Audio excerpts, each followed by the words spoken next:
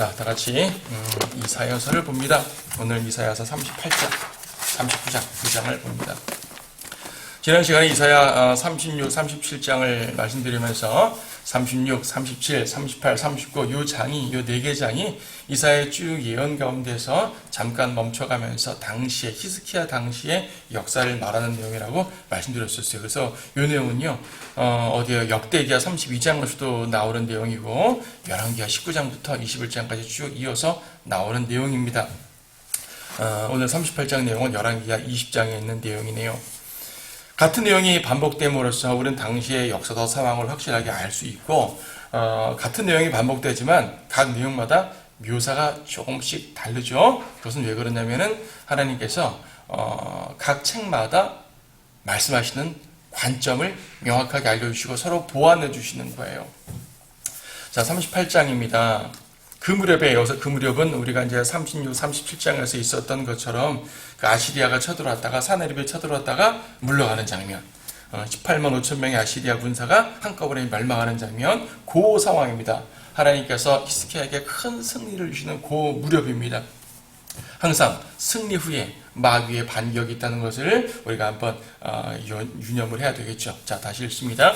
그 무렵에 히스키야가 병들어 죽게 되니 아모즈의 아들 선지자 이사야가 그에게 와서 말하기를 주가 이같이 말하노라 내 집을 치우라 내가 죽고 살지 못하리라 하더라. 그러자 히스키야가 자기 얼굴을 벽으로 돌리고 주께 기도하여 말하기를 오 주여 내가 간구하오니 내가 주 앞에서 진리 안에서와 온전한 마음으로 어떻게 행하였으며 또 주의 법궤에서 어떻게 선한 일을 행하였는지 이제 기억하소서 하고 히스키야가 통곡하더라. 자, 기도를 합니다. 왜 기도합니까? 히스키야가 죽게 되었습니다. 히스키야가 병들어 죽게 된 상태예요. 1절에서 그랬잖아요. 내 집을 치워라. 내가 죽고 살지 못하리라. 내가 죽을 거다. 때가 다 됐다. 내가 널 불러 올라갈 테니까 너는 순종하고 이제 그만 살아라. 정리하라. 라고 말하는 것이죠. 죽는다는 경고 앞에 편안하게 감사합니다. 이제 하나님께 가니까 기분 좋네요. 라고 말할 수 있는 사람은 극히 적을 것입니다. 아무리 경건한 히스키야 왕도 하나님의 부르심 앞에 주님 저를 살려주십시오 라고 간구를 하는 거죠. 그렇죠. 간구할 수밖에 없죠. 우리 누구라도 그럴 수밖에 없습니다.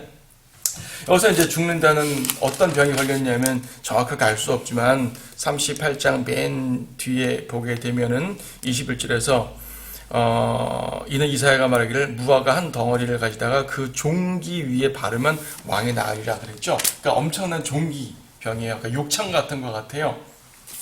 뭐 오늘날은 종기 같은 건 가볍게 치료할 수 있지만 당시에는 그런 것들 많이 나게 되면은 이제 죽을 수밖에 없는 상황이 되겠죠. 아마 육과 비슷한 상황이었을지도 모르겠습니다.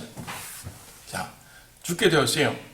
아시리아에 대해서 승리했습니다. 승리한 다음에 질병이 있고 죽음이 옵니다. 죽을 수 있어요. 죽는 것 자체는 뭐 문제가 아닙니다. 하지만은 이 죽음의 문제와 또 이것을 해결하는 모든 과정 속에서 드러나는 히스키야의 기도의 내용, 또 그 이후에 드러나는 히스키야의 행실, 이런 것들이 더 중요하단 말이죠. 자, 왜 병이 걸렸는지는 알 수 없지만 우리는 38장에서 히스키야의 위대한 승리, 즉 기도의 승리, 하나님의 승리죠. 하나님의 위대한 히스키야의 기도를 받아들이시고 하나님께서 이루어주시는 위대한 역사를 우리는 본문에서 발견합니다. 근데 이제 기도하는 내용을 보게 되면 3절에서요. 지금 38장은 히스키야의 기도가 2번 나오거든요. 3절에서 죽을 병 걸렸을 때 살려달라고 간구하는 기도가 3절의 내용이었고요.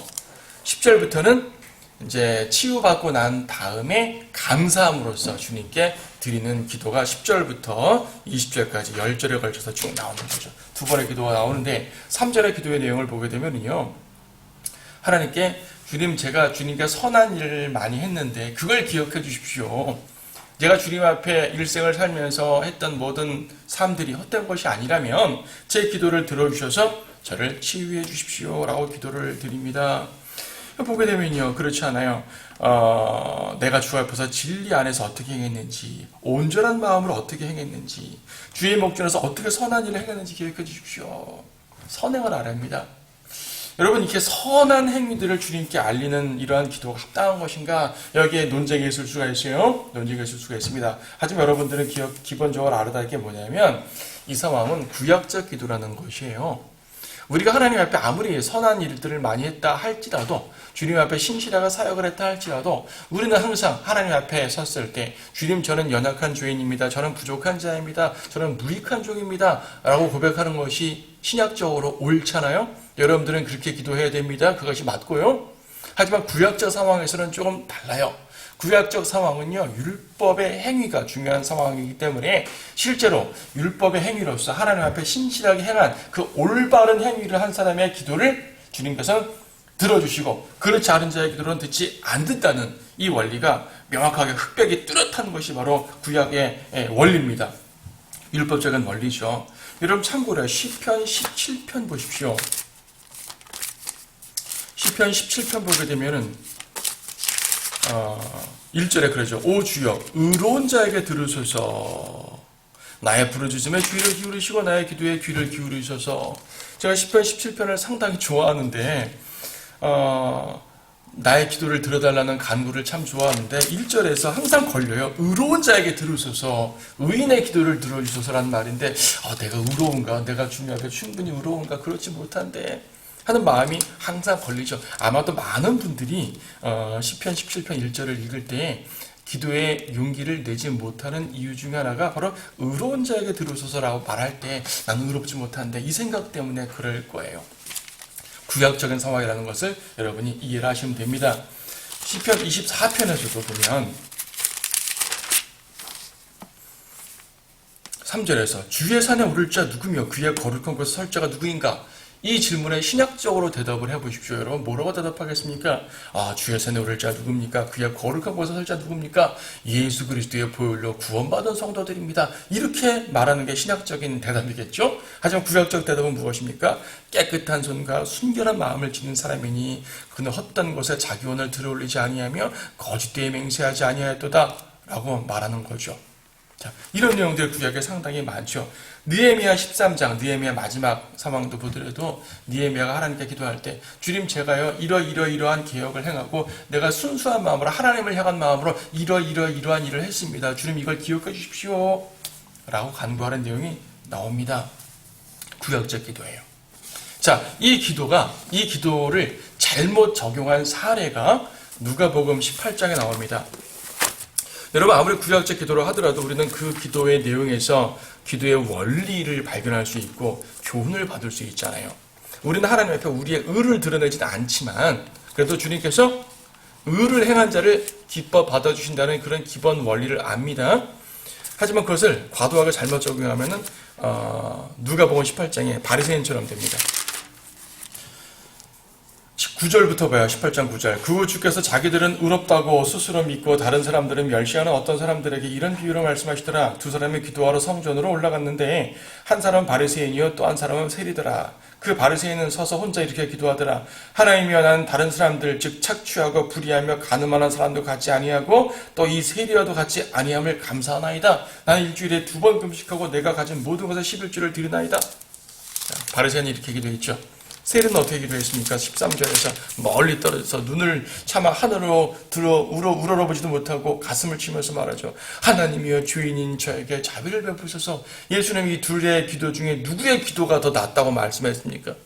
가슴을 치며 회개하는 죄인의, 즉 세리의 기도를 받는다고 말씀하셨죠. 이상하잖아요. 분명 구약적인 원리에 따르면 바리새인의 기도를 받아야 되는 거 아닙니까? 나는 의롭습니다. 나는 이렇게 옳은 일을 했습니다. 이걸 기억해 주십시오. 하지만 잘 보게 되면 바리새인은 단순하게 하나님 앞에 순수하게 행했던 그러한 것들을 이제 하나님 앞에 순수하게 알려드리는 그런 차원이 아니라 자기를 높이는 걸 보잖아요. 특히 11절에서 또 이 세리와도 같지 아니합니다. 바로 옆에 세리가 있는데 가리키면서 책망하는 거예요. 아니, 기도할 땐 순수하게 자기의 기도를 드려야지 다른 사람을 저주하고 책망하는 기도를 하게 되면 주님께서 받지 않으시죠. 자기 의를 힘껏 높였어요. 그러니까 구약적인 기도는 분명히 행위를 강조하는 것은 맞지만 바리새인처럼 자기를 드러내기 위해서, 자기를 높이기 위해서 하는 기도는 당연히 주님께서 받지 않습니다. 교만했고요, 자기 의만 드러냈고요, 타인을 비난합니다. 그럼 우리는 히스기야 이런 기도, 구약적 기도를 저건 구약이니까 다 쓸데없어 무시할 것인가? 우리에겐 적용할 것이 없을까? 아니죠. 우리도 이런 구약적 기도의 내용들을 보면서 그 기도의 원리를 발견하게 되고 적용을 해야죠. 어떻게 적용하면 올바로 적용할 수 있을까요? 이것은 뭐냐면 하나님께서는요, 의로운 자에게 귀를 기울이시는 것 자체는 맞아요. 무슨 말인가 하니 거꾸로 말하면 우리가 죄악을 품게 되면 하나님이 듣지 않는다는 겁니다. 죄악을 품으면 어떻게 들으시겠어요? 그렇죠. 여러분, 우리가 좀 전에 시편을 봤죠. 시편 66편 18절에 보게 되면 그런 말씀이 있습니다. 내가 내 마음의 죄악을 생각하면 주께서 내게 듣지 아니하시리라 그랬죠. 우리가 앞에서도 봤던 아니죠. 뒤에서 보게 될 이사야 59장에서는 하나님의 손이 짧아서 구원하지 못하는 것이 아니라 하나님과 우리 사이에 죄가 가로막혀서 주님께서 이제 응답하지 못한다고 말하죠. 이사야 59장 1절 2절 보라 주의 손이 짧아서 구원하지 못하심도 아니요 그의 귀가 둔하여 듣지 못하심도 아니라 오직 너희 죄악들이 너희와 너희 하나님 사이를 나누었고 너희 죄들이 그의 얼굴을 너희로부터 가렸기에 그가 듣지 아니하심이라. 그러니까요, 우리가 이제 주님께 기도할 때 자신의 의로운 행실을 막 드러낼 필요는 없지만 그래도요, 우리가 일주일 동안 맨날 죄만 짓고 살다가 교회에 와서 하나님 이거 해주십시오, 하나님 이거 해주십시오 라는 기도를 주님 들어주시겠냐는 얘기죠. 우리가 나의 의를 높일 필요는 없지만 그렇다고 우리가 죄를 지면서 그 죄를 합리화시키면 안 되죠. 주님은 어차피 죄인을 받아주시는 분이니까 내가 마음대로 죄를 지어도 주님 제 기도를 들어주셔야죠. 주님은 자비로운 분이니까 이런 거 없단 말이에요. 주님께서는 죄인의 기도를 듣지 않습니다. 정직한 기도를 드리기 위해서는 우린 지속적인 성별과 성화를 이루어 나가야만 되는 거예요. 그러니까 우리의 관점은 무엇입니까? 자신을 낮추고 하나님의 의와 하나님의 은혜를 구해야 하되 우리의 삶을 항상 성결하게 맞추려는 경건한 노력들을 해 나가야 된다는 말입니다. 하나님의 관점은 뭡니까? 그러니까 우리의 관점은 하나님께 간구할 때 우리의 관점은 우리를 낮추고 은혜만 구해야 되지만 하나님이 보시는 관점은 뭐냐면 주님과 동행하는 성도들을 간구를 더 많이 들어주신다. 야고보서 5장 16절 말씀하셨어요. 의인의 효과적이고 열렬한 기도는 역사하는 힘이 많다고 말했죠. 효과적이라고 말했습니다. 의인의 기도가 그렇단 말입니다. 그래서 우리가 주님 앞에 옳게 행하면서 기도를 해야지 주님께서 들어주신다. 그럼 죄인의 기도는 아예 안 들어주시는 것인가? 죄인의 기도를 들어주시는데 하나님께서 죄인의 기도를 들어주시는 것은 딱 하나예요. 회개 기도. 그렇죠. 회개하고 자백하고 참여하는 거. 나는 구원해달라고, 저는 죄인이기 때문에 지옥 갈 수밖에 없기 때문에 주님 저를 구원해 주십시오. 이런 기도는요, 하나님께서 어떠한 죄를 심각하게 진 사람의 기도라도 들어주셔요. 그러니까 죄인의 기도는 구원해달라는 거, 용서해달라는 거, 이거 이외에 다른 간구는 듣지 않으시는 겁니다. 먼저 그 죄를 해결하고 하나님께 나아가야죠. 그래서 여러분, 어떤 죄가 있으면 간구할 거리가 있는데 죄가 있으면 먼저 자백부터 하시는 거예요. 주님 제가 이러이러한 죄를 졌습니다. 자백하는 거고.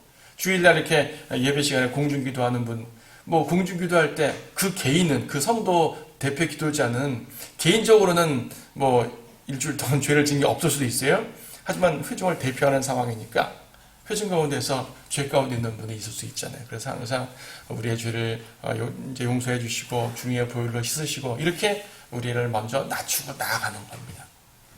주님께서 우리의 죄를 딱 이제 가려버리신 다음에 우리가 주님께서 간구하는 것을 들어주시게 되는 거죠. 그 원리를 우리는 히스기야의 기도를 통해서 의인의 기도라는 개념 발견할 수가 있는 것입니다. 하나님께서는 히스기야의 기도를 들어주셨어요. 어떻게 응답해 주셨습니까? 15년을 더 살게 하죠. 15년. 5절에 보게 되면 가서 히스기야에게 말하라. 내 조상 다윗의 하나님 주가 이같이 말하노라. 내가 내 기도를 들었고 내 눈물을 보았노라. 보라 내가 내 연수에 15년을 더해 주겠노라. 15년 더 살게 됐습니다. 얼마나 기쁩니까? 얼마나 감사합니까? 춤을 출 듯이 기쁠 수가 있어요. 응답 받았죠. 얼마나 기뻐요. 이뿐 아니라 6절에 보게 되면 또 내가 너와 이 성읍을 아시리아 왕의 손에서 건져내겠고 내가 이 성읍을 지켜주리라. 아시리아가 더 이상 내 생애 동안에 쳐들어오지 못하도록 지켜준단 말입니다. 그래서 이제 아시리아의 손에서 건져내겠다. 그러니까 이제 미량이잖아요. 그래서 어떤 학자들은 38장 사건이 37장 사건보다 시기적으로 앞선 사건이 아니냐라고 이제 말하는 분도 있어요. 38장 사건이 먼저 있었고 병과 치유의 사건이 먼저 있었고 그 다음에 사내립의 침공에 대해 이렇게 말하는 분도 있는데 뭐 그럴 수도 있겠지만 뭐 꼭 그렇진 않죠. 아시리아의 위협이 한 번 오고 마는 것이 아니고 지속적으로 오는 것이거든요. 히스기야 때는 아시리아의 위협이 계속 있었기 때문에 그 모든 위협으로부터 지속적으로 지켜주겠다는 약속을 주겠습니다. 그러니까요, 개인에게도 치유를 주시고 민족의 구원도 동시에 주셨습니다. 얼마나 감사한 일입니까? 히스기야의 선행과 그 기도는요, 민족을 주님 앞으로 인도했어요. 우리는 히스기야 이 사건들이 앞에서 보게 되면은 그 앞선 왕 아하스가 악하게 행했던 모든 우상 숭배를 다 제거하고 성전을 청결케 하고 하나님께 찬양 드리고 하여튼 그 이스라엘의 유대의 종교 개혁을 이룬 위대한 왕인 걸 알거든요. 그런 것들을 주님께서 높이 보시는 거죠. 성도가 행하는 의로운 행위는요, 이처럼 민족을 구할 수도 있다는 사실을 알아야 됩니다. 여러분이 하나님 앞에 순수하게 행하는 영적인 선한 행위들은 다른 사람들을 구할 수가 있어요. 여러분 자신만 구하는 것이 아닙니다. 하나님께서 여러분의 기도를 듣고 다른 사람들까지도 이끌고 그들을 주의 진리로 이끌 수 있는 그런 기회를 주시는 것이죠. 민족을 주님께 이끌었습니다. 응답의 표적이 나옵니다. 8절을 보게 되면 7절에서 이것이 주로부터 너희가 한 표적이 되리니 곧 주는 그가 말한 이 일을 행하리라는 것이라. 보라 내가 아하스의 해시계에 내려갔던 그림자 각도를 10도 뒤로 다시 가져오리라 하시니라. 그러므로 태양이 내려간 각도로 10도 되돌아갔더라. 그래서 표적이란 말을 하는데 맨 뒤에 22절에서 이 상황에서 히스기야가 미리 구했죠. 내가 주의 전에 올라갈 표적이 무엇입니까? 내가 치유받고 주의 전으로 올라가게 될 것입니다. 하니까 제가 그렇게 될 표적이 무엇이죠? 열왕기에 보게 되면은 이사야가 표적을 구하라 그랬더니 히스기야가 표적을 구했습니다. 어떤 표적? 해시계가 앞으로 10도 가는 건 쉬운 일이니까 뒤로 10도 가게 해주십시오. 여러분 말이 안 되지 않아요? 근데 이루어 주셨어요. 그래서 해시계 각도가 10도 후퇴했다는 것은 이제 시간적으로 말했을 때 대략 40분 정도라고 말합니다. 그럼 유다의 시간만 40분 뒤로 갔을까요? 예루살렘의 시간만 40분 뒤로 갔을까요? 다른 지역의 시계는요. 태양이 이렇게 가다가 이렇게 뒤로 갔는데 이것이 예루살렘에서만 적용될까요? 태양이 예루살렘만 비치는 거 아니지 않습니까? 자, 먼저 구체적으로 말하면 지구가 자전하는 건데 지구가 자전하다가 40분 뒤로 가버린 거예요. 예루살렘만 뒤로 갔겠습니까? 온 땅이 이렇게 된 거 아니겠습니까? 엄청난 사건입니다. 하나님께서는 한 성도의 기도를 들으시고 전체를 움직여 버리셨어요. 놀랍지 않습니까? 이와 유사한 사례가 언제 또 있었습니까? 여호수아 7장에 있었잖아요. 여호수아 10장에 있었죠. 여호수아서에 보게 되면 그 기브온 전투에서 아말렉 왕들, 그러니까 아모리인들의 5 왕들이 왕들과 대적해 싸울 때 하나님께서 승리를 이루어 주시면서 태양과 달을 멈추게 했지 않습니까? 태양과 달이 멈추는 거, 즉 지구의 자전이 멈춰버린 거예요. 학자들은 어떻게 이제 시간을 계산했는지 모르지만 여호수아 때 하루 정도가 멈췄다 그래요. 하루 정도가 멈추는데 40분 빼고 하루를 멈췄다 그러고 그 40분을 히스기야 때 세워서 인류 역사에 하루가 빈다 그러는데 이 사건을 말합니다. 모르겠어요. 과학자들 어떻게 창조과학자들이 어떻게 계산하는지도 모르겠지만 어쨌든 분명한 것은 우리가 아는 분명한 것은 하나님께서 이렇게 천체의 움직임마저 조종할 수 있는 능력을 히스기야의 기도와 또 여호수아의 기도를 듣고 행하셨다는 사실이죠. 이건 무엇을 말합니까? 하나님께서 성도들에게 주시는 기도의 응답은요, 이처럼 나는 능력이 있어라는 걸 보여주시는 것이거든요. 이 일 이후로 많은 사람의 기도 가운데 하나님께서 천체를 움직이셨던 이러한 기도 응답은 더 이상 없었습니다. 하지만 우리는 분명히 알게 되죠. 하나님의 능력은 그렇게 위대하다는 걸 알게 되죠. 하나님의 역사하시면 기적이에요, 기적. 자, 그러면 천체만 멈추면 그것만 기적이고 다른 건 기적 아닙니까? 여러분의 기도에 응답하시는 그 응답 하나하나는 기적이 아닙니까? 기적이잖아요. 여러분이 무엇인가를 기도할 때 정말로 인간의 힘으로는 이룰 수 없는 놀라운 일들이 일어났다면 정말 기적입니다. 그 기적이 누구를 통해 일어난 것입니까? 하나님의 능력을 통해서 일어난 것입니다. 어떠한 과정을 통해 일어났습니까? 여러분의 기도라는 과정을 통해 일어났습니다. 다시 말해 우리의 기도는, 성도의 기도는요, 기적을 이루는 힘입니다. 의로운 성도의 기도는 기적을 이루는 힘이에요. 기적을 이루시는 하나님의 능력이시죠. 예. 그러면 여러분, 하나님께 기도할 때 정말로 확신을 갖고 기도를 하셔야 돼요. 하나님께서는 이렇게 능력을 행할 수 있는 그런 분이거든요. 전능하신 하나님이시거든요. 성도를 위해 환경을 바꿔주시는 분입니다. 태양까지도 바꿔주시는 분인데 우리 주변의 모든 환경들, 나를 향해 돌아가는 그런 모든 환경들을 조정해 줄 수 있는 분이 하나님이셔요. 그러므로 우리가 기도를 해야 되겠습니까? 안 해야 되겠습니까? 당연히 기도를 해야 되겠죠. 10절부터는 히스기야가 이제 치유된 이후에 주님께 감사의 기도를 드립니다. 쭉 읽어보겠습니다. 10절부터 내가 말하기를 나의 연수가 끊어져서 음부의 문으로 갈 것이며 내 연수의 나머지를 빼앗기리라 하였도다. 그렇게 비참했었단 말이죠. 죽음 앞에 비참했었다는 모습을 보여줍니다. 내가 말하기를 내가 주를 보지 못하리라. 산자들의 땅에서는 주를 보지 못하리라. 내가 세상의 과면들과 더불어 더 이상 산을 보지 못하리라 하였도다. 그랬단 얘기입니다. 나의 연수는 목자의 장막처럼 내게서 떠나 옮겨졌으며 내가 나의 생명을 배짜는 사람처럼 끊었나이다. 주께서 나를 파리한 질병으로 끊으시리니 주께서 낮부터 밤사이에 나를 끝내시리이다. 내가 아침까지 견뎠으나 주께서 사자같이 나의 모든 뼈를 꺾으시리니 낮부터 밤사이에 주께서 나를 끝내시리이다. 사기나 제비처럼 나도 그렇게 지적이었으며 비둘기처럼 슬피 울었고 내 눈이 위를 쳐다보다가 지쳤나이다. 오 주여, 내가 억압을 당하오니 나를 맡아주소서. 주께서 내게 말씀하셨고 또 스스로 행하셨으니 내가 무슨 말을 하리이까? 내가 내 혼의 괴로움 속에서 내 온 생애를 유연하게 가리이다. 하나님께서 죽으시면 죽을 수밖에 없군요. 승복하는 내용입니다. 죽을 수밖에 없다는 자신의 처지를 슬퍼하는 거죠. 죽음 앞에서는 자신의 처지를 슬퍼합니다. 그리고 16절에 이렇게 간구한 게 나오죠. 오 주여, 이런 일들로 인해 사람이 살고 또 이 모든 일들 가운데 내 영의 생명이 있사오니 주께서 나를 그처럼 회복시켜 주시고 나를 살려주셔서 간구합니다. 보소서, 화평을 위하여 내가 큰 괴로움을 가졌사오나 주께서 나의 혼을 사랑 가운데 두시어 부패의 구렁에서 건져내 주셨으니 이는 주께서 나의 모든 죄를 주의 등 뒤로 던지셨음이니이다.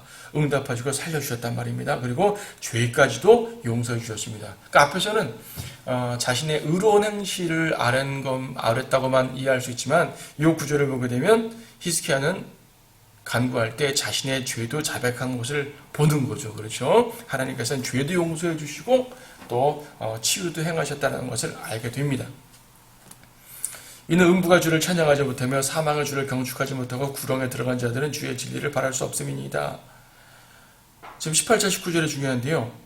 기도하는 그 하나님께 간구하는 관점이 뭐냐면, 생명을 바라는 이유가 뭐냐면 살아있는 자 그가 내가 오늘 행하고 있듯이 주를 찬양하리이다. 아비가 자식들과 주의 진리를 알게 하리이다. 죽으면은 찬양하지 못한단 말입니다. 죽으면은 내가 진리를 전파할 수가 없단 말입니다. 그러므로 주님, 제가 지속적으로 찬양하고 지속적으로 진리를 전파하고 지속적으로 주님의 일을 할 수 있도록 저를 살려주십시오. 이것이 히스기야의 관점이었어요. 생명을 바라는 이유가 뭐라고요? 주님을 찬양할 수 있게 하기 위해서. 그렇죠? 찬양하고 선포하는 목적으로 간구해야 돼요. 이것이 우리가 간구하는 해야 하는 이제 이유인 것이죠. 마치 시편의 한 장면을 보는 것 같지 않습니까? 20절에 보게 되면 나의 전생에 동안 현악기에 맞춰서 노래한다 그래요. 현악기에 맞춰서 전생에 동안 찬양하는 거 다윗이 항상 하던 말 아니겠어요? 히스기야가 마치 시편의 한 장면처럼 주님께 기도하는 내용을 봅니다. 39장에 보게 되면요, 이제 히스기야가 병들어 나은 다음에 한 사건이 나오죠. 38장이 승리의 장면이라면 39장은 실패의 장면입니다. 패배의 장면입니다. 그때 발라단의 아들 바빌론 왕 무로닥 발라단이 히스키야에게 편지와 예물을 보냈으니 이는 그가 히스키야가 병들었다가 회복되었음을 들었습니다. 히스키야가 사자들을 기뻐하며 그들에게 그의 귀중품들의 창고를 즉 은과 금과 향료와 값진 향유와 그의 모든 무기고와 보물창고에 있는 모든 것을 보여주었으니 그의 궁과 그가 다스리는 모든 곳에서 히스키야가 그들에게 보여주지 아니한 것이 없었더라. 그때 선지자 이사야가 히스키야 왕에게 나와서 말하기를 이 사람들이 무슨 말을 하였나이까 그들이 어디서 왕에게 왔나이까 하니 히스키야가 말하기를 그들이 먼 나라 곧 바빌론에서 내게 왔나이다 하더라. 이에 이사야가 말하기를 그들이 왕의 궁에서 무엇을 보았나이까 하니 히스키야가 대답하기를 내 궁에 있는 모든 것을 그들이 다 보았나이다. 나의 보물들 가운데서 그들에게 보여주지 아니한 것이 하나도 없나이다 하더라. 자, 이 장면 우리가 지난번에 한번 설교할 때 잠깐 설명드린 부분이기도 합니다. 그래서 바빌론이 나와요. 바빌론은 무르닥 발라단, 느부갓네살이 아니라 무르닥 발라단입니다. 그러니까 아직 느부갓네살의 바빌론 제국이 형성되기 100년 전이에요. 그러니까 아직 여러분이 알고 있는 느부갓네살이고 바빌론 다니엘서에서 나오는 이 사건보다 한참 전입니다. 다니엘서에서 바빌론은 유다 왕국을 멸망을 시켰고, 그렇죠? 멸망시키고 꽤 큰 세계 제국이 되었습니다. 아시리아도 멸망시켰습니다. 하지만 여기서 말하는 바빌론은 그 바빌론이 아니에요. 그 바빌론이 전신이죠, 전신. 아시리아 제국 내에 있는 소국이에요, 소국. 소국이긴 소국이 돼, 제국 내에 있는 소국, 소국이긴 소국이 돼, 이 바빌론, 칼데아 지방에 있던 이 바빌론이라는 나라는 그 옛날 함무라비 바빌론의 후예예요. 함무라비의 바빌론은 그 옛날 바벨탑을 이루었던 그들의 후예예요. 그러니까 죄의 근원이 있는 곳이기도 하지만 또 세상 문화와 과학과 지식으로 말하면 세계 최고의 영광이 있는 곳이기도 하죠. 그래서 바빌론은요, 비록 아시리아의 이제 제국 내에 소국이긴 하지만 항상 아시리아가 볼 때 눈에 가시 같았습니다. 항상 반역도 잘하고요. 어떻게든 독립하려고 하고요. 그래서 항상 아시리아가 관찰을 하는 그런 곳이 바로 이 바빌론 지역이었어요. 이 무르닥 발라단은 바로 그때의 바빌론입니다. 자신을 바빌론 왕으로 선포하고 아시리아에게서 독립하려고 노력했습니다. 결국 뜻을 이루지 못했는데, 역사로 보게 되면 뜻을 이루지 못했는데, 하여튼 그때의 바빌론 왕으로서 히스키야에게 사절단을 보냅니다. 왜 사절단을 보냈을까요? 왜? 이유가 뭐죠? 지금 여기서 보니까 히스키야가 병들었다고 회복되었으니까 축하하러 보냈습니다. 자, 겉모습은 축하하러 보낸 거예요. 당신 병들었다고 회복됐으니까 얼마나 감사합니까? 저희가 먼 나라에서 사신을 보내서 축하드립니다. 겉으로 보게 되면 참 좋은 외교 관계죠. 그런데요, 무르닥 발라단이 다스리는 이 바빌론이 유다와 무슨 관계가 있길래 이처럼 왕의 병이 나왔다고 사절단을 보내겠습니까? 뭔가 속에 이유가 있지 않겠어요? 그 이유가 무엇일까요? 지금 무르닥 발라단은 좀 전에 말씀드렸던 것처럼 틈만 나면 아시리아에서 독립하려고 노력했던 나라예요. 아시리아에 독립하려고 하는데 세력을 얻기 위해서 주변 세력들과 손을 잡는 그러한 외교 정책을 취했어요. 아시리아 동방의 페르시아 지역쯤에 있었던 엘람이라는 곳이 있는데 엘람과 손을 잡아서 우리 아시리아를 무너뜨립시다, 독립합시다, 이런 것을 해갔죠. 이 무르닥 발라단은 자기와 동맹이 될 만한 나라가 어딘지 항상 관심을 갖고 있었어요. 그런데 아시리아가 정복하지 못한 나라가 하나 있었거든요. 아시리아는 북왕국 이스라엘은 정복했지만 남왕국 유다 예루살렘을 정복하지 못했어요. 그러면 무르닥 발라단이 관심을 두고 보는 나라가 예루살렘이에요. 유다죠.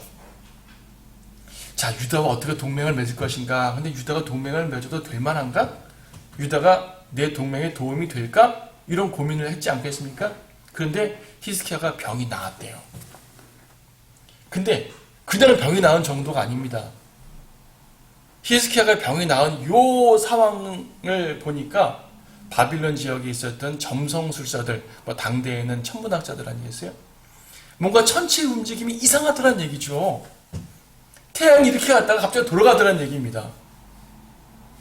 이걸 천문학자들이 느꼈을 거 아니겠어요?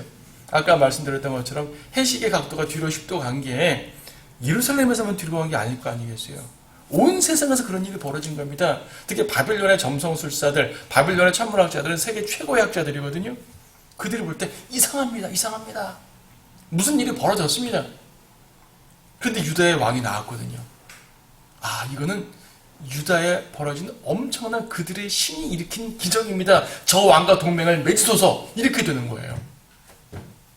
여러분, 역대기하 32장 말씀을 잠깐 보시게 되면, 역대기하 32장 31절에 보게 되면 이런 말이 있습니다. 역대기하 32장 31절인가요? 그러나 바벨론의 고관들이 그에게 사절단을 보내어 그 땅에서 행해진 이적을 물은 일에 있어서는, 사절단을 보내어 그 땅에서 행해진 이적을 물은 일. 바빌론 사절단들은 이 무르덕발라다는요, 유다 땅에서 있었던 이 이적이 궁금했던 거예요. 이 이적이 궁금해서 그거를 알아보러 보낸 거죠. 그리고 그게 정말로 유다의 신이 이룬 위대한 기적이라면 우리는 유다와 동맹을 맺어야 돼, 그거 말입니다. 유다를 이용해야 돼, 그거죠. 그래서 가가지고 선물을 보내면서, 아, 축하합니다. 정말 나오셨군요. 당신의 하나님이 당신을 이렇게 하셨군요. 기뻐하고 하는 모습을 보여주죠. 자, 목적이 뭐예요? 동맹하려는 목적도 있지만 사실은 이용하려는 거 아니겠습니까? 이용함으로써 이제 이 바빌론이 이제 유다를 이용해서 뭔가를 하려고 하는 장면이죠. 여기에 히스기야가 속은 거예요. 속았죠. 속아서 어떻게 했습니까? 자기의 창고를 다 열어 보여주면서, 왕궁 창고들을 다 열어 보여주면서 보라고, 이렇게 됐다고 말합니다. 히스기야가 온전히 하나님만을 높였으면 괜찮았을 것 같습니다. 왕이여, 참 나으셨군요. 축하드립니다. 내가 한 거 없습니다. 다 우리 하나님께서 하셨죠. 우리 하나님이 얼마나 위대한지 아십니까? 우리 하나님께서 이렇게 하셨어요. 제국들을 물리치셨고요. 아시리아의 18만 5천만 대군을 한꺼번에 몰살시킨 것이 우리 하나님입니다. 그러므로 당신들도 까불지 마십시오. 이렇게 썼어야 됩니다. 히스기야는. 그런데 그렇게 하지 않고 교만했죠. 제가 말이에요, 하나님께 이렇게 잘했고 신실하게 행했더니 주님께서 저를 축복해 주셨습니다. 자기를 높였다는 것을 보게 됩니다. 역대기하에 보게 되면 히스기야가 자신을 높였다는 것을 분명히 말해주죠. 교만한 거예요. 우리 좀 전에 역대기하 32장 봤죠. 역대기하 32장 25절 말씀 보시게 되면, 히스기야가 그에게 베푸신 은혜로 여기지 아니하였으니 이는 그의 마음이 높아졌습니다. 높아져, 교만했죠. 교만했습니다. 그리고 좀 전에 읽었던 31절 뒷부분에는 하나님께서 이 바빌론 사절단을 만나는 이 상황에서 함께하지 않으셨다고 말이에요. 교만한 백성을 하나님이 함께하실 리가 없죠. 히스기야는 책망을 받습니다. 어떤 책망을 받습니까? 다시 이사야 39장으로 와서 이사야를 통해 히스기야를 책망하죠. 왕은 만군의 주의 말씀을 들으소서. 5절 6절이요. 보라, 그날들이 오면 내 궁에 있는 모든 것과 내 조상들이 오늘까지 창고에 쌓아두었던 것이 바빌론으로 옮겨지리니 아무것도 남아있지 않으리라. 주가 말하더라. 또 내 것이 나올, 즉 내가 낳을 내 아들들 중 몇을 그들이 잡아가서 바빌론 왕궁의 내 시들이 되게 하리라. 사로잡혀 간단 말입니다. 여러분, 이렇게 생각할 수 있습니다. 아니, 히스기야가 그렇게 선행을 행하고 하나님께서 잘 쓰셨는데 참 위대한 왕인데, 단지 히스기야가 이방인들 앞에서 왕궁의 창고를 열어 보여준, 분명히 그것이 어리석은 행동인 건 맞지만 단지 그것 때문에 멸망을 시킨다는 게 말이 되느냐, 이렇게 질문할 수가 있어요. 그렇지 않습니까? 요 실수 하나 때문에 유대가 멸망하는 거라면, 우리가 살면서 얼마나 많은 실수를 하는데요, 그런 거 실수 하나하나 때문에 우리가 멸망한단 말입니까? 말이 안 되잖아요. 그런 게 아닙니다. 그런 게 아닙니다. 우리는 역사서에서 열왕기 하나, 역대기 하나 쭉 이제 지금 다 보진 않겠지만 보게 되면, 하나님께서 유다를 멸망시키는 것은 히스기야의 죄 하나 때문이 당연히 아닙니다. 왕들과 백성들이 지속적으로 배교했고, 특히 히스기야 다음에 나오는 므낫세 왕이 그렇게 악하게 행했기에 하나님께서는 유다를 멸망시킨다는 그 멸망의 선고를 취소하지 않으셨어요. 므낫세 다음에 요시야 왕이 등장해서 상당히 올바른 일을 하고 주님께 경건하게 행했지만, 요시야의 경건함마저도 므낫세 때의 그 멸망의 선고를 취소할 수가 없었습니다.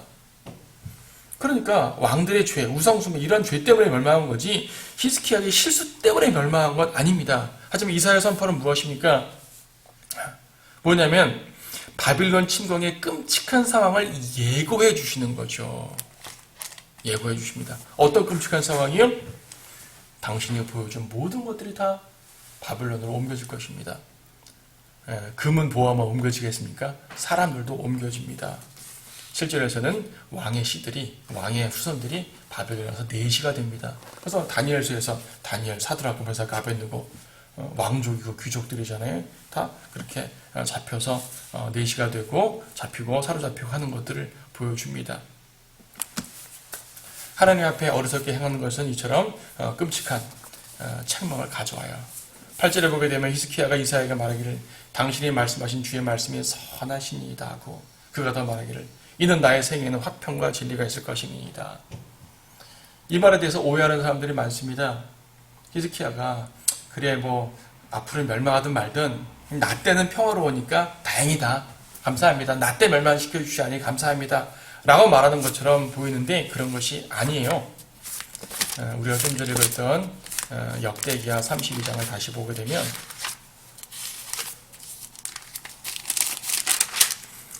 25절에서 26절에서 그러나 히스기야가 그의 마음의 교만에 대하여 겸손해지고 그와 예루살렘의 거민들이 그렇게 행하였으므로 왕뿐 아니라 온 백성이 그렇게 겸손해지고 회개했단 말이에요.